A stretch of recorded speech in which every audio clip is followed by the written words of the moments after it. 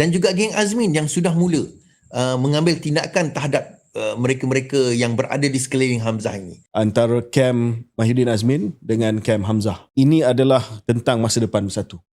Antara kem Mahyudin Azmin dengan kem Hamzah. Hamzah ataupun Azmin. Now, mereka tahu, so kena ada move sekarang ini nak block. Tapi atas platform bersatu, Hamzah ke, Azmin ke? Leaders within bersatu, you got Hamzah and you got Azmin. Hamzah jadi presiden bersatu, Azmin and the gang.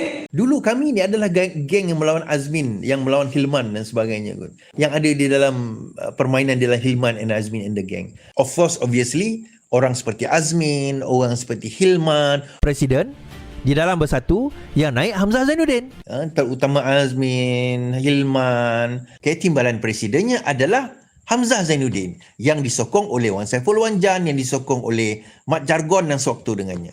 Bagi bersatu dipecah dua, geng Hamzah, agar Muhyiddin berundur sebagai presiden bersatu. Kenapa macam ada gerakan nak gulingkan presiden, timbalan presiden? Tekanan dari dalam bersatu agar beliau berundur sebagai presiden bersatu. Kerajaan tindas dia dalam masa sama, parti dia tak support dia, presiden lemah. Orang presiden akhirnya jatuh tersungkur. Sebab dikatakan bersatu bakal pecat Hamzah. Bahawa sebenarnya ada satu konspirasi dalam bersatu. Azmin akan memegang tampuk kuasa dan geng-geng Hamzah ni dibuang. Tetapi kalau Hamzah dibuang, maka Azmin, percayalah, Azmin akan lead. Cuma timbul satu persoalan, macam mana nak jatuhkan Hamzah Zainuddin? Dia pecat Wan Saiful. Wan Saiful Wanjan kan dipecat. Hamzah naik, Wan Saiful Wanjan, Mat Jargon semua akan datang kembali. Saifuddin dicantas. Kenyataan yang dia buat lama dulu, tidak lama selepas Wan Saiful.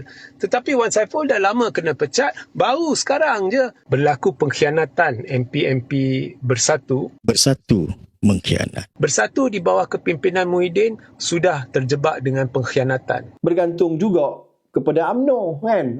UMNO menganggap bersatu ini sebagai pengkhianat juga. Memang ada dalang yang menjadi punca kebocoran maklumat kepada musuh itu. Dalam memorandum dalaman yang bocor. Bila bocor satu memorandum dalaman, gambaran PAS mahu Hamzah jadi pengerusi Perikatan Nasional. Bukan hanya PAS mahukan Hamzah menjadi pengerusi Perikatan Nasional.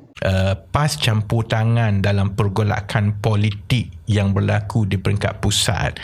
Kerana PAS memang diketahui menyokong Datuk Seri Hamzah. Dan selepas itu, PAS mengumumkan bahawa mereka kekal menyokong Kerajaan Perikatan Nasional Polis, kekal menyokong Abu Bakar Hamzah sebagai MB. Kerana PAS menyokong Hamzah Zainuddin sebagai presiden. PAS memang nak Hamzah jadi Perdana Menteri. PAS memang nak root for Hamzah. PAS tak boleh terima Muhyiddin lah, dia nak Hamzah lah. Dan PAS menyokong Datuk Seri Hamzah Zainuddin. Bagi PAS, mereka nak sokong Hamzah Zainuddin and the gang. Okey, itu kalau Hamzah Zainuddin kekal, maka habislah Azmin Ali. Tidak akan ada Perikatan Nasional, PAS akan keluar daripada Perikatan Nasional. So tinggal Hamzah keseorangan.